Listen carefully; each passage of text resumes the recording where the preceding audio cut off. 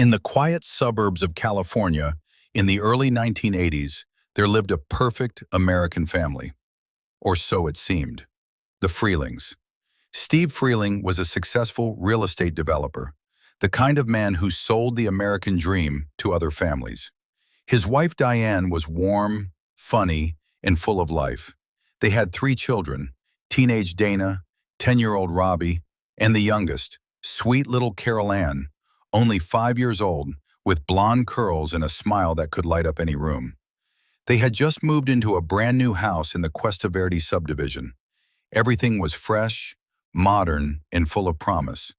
But what the family didn't know was that their perfect home had been built on top of something ancient, something angry. It started small, innocent, almost playful. One night, Carol Ann stood in front of the television after it had gone to static. She stared into the white noise, transfixed. "They're here," she whispered. The whole family laughed it off. Just a kid talking to the TV. But the next morning, the chairs in the kitchen were stacked perfectly on the table. Spoons and forks bent in strange ways. Glasses slid across the counter by themselves. At first, it felt like a game. The ghosts, or whatever they were, seemed friendly. They made the lights flicker in patterns. They moved toys around. Carol Ann even talked to them like they were her new imaginary friends. "They're here," she kept saying with a smile. But the games didn't stay fun for long. One stormy night, a massive old tree outside Robbie's window came alive.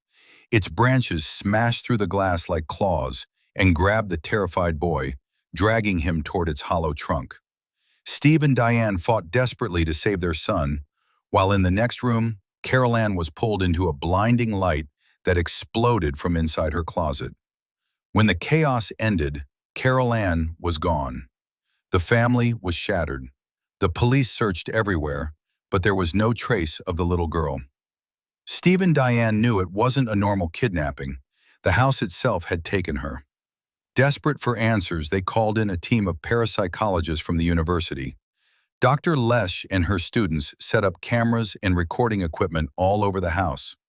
What they captured on tape was terrifying.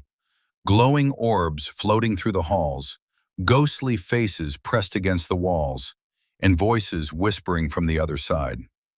Then they brought in Tangina Barons, a tiny but powerful medium who immediately understood the horror. "This house is clean," she declared after her first walkthrough. But she was wrong. The spirits weren't just playful anymore.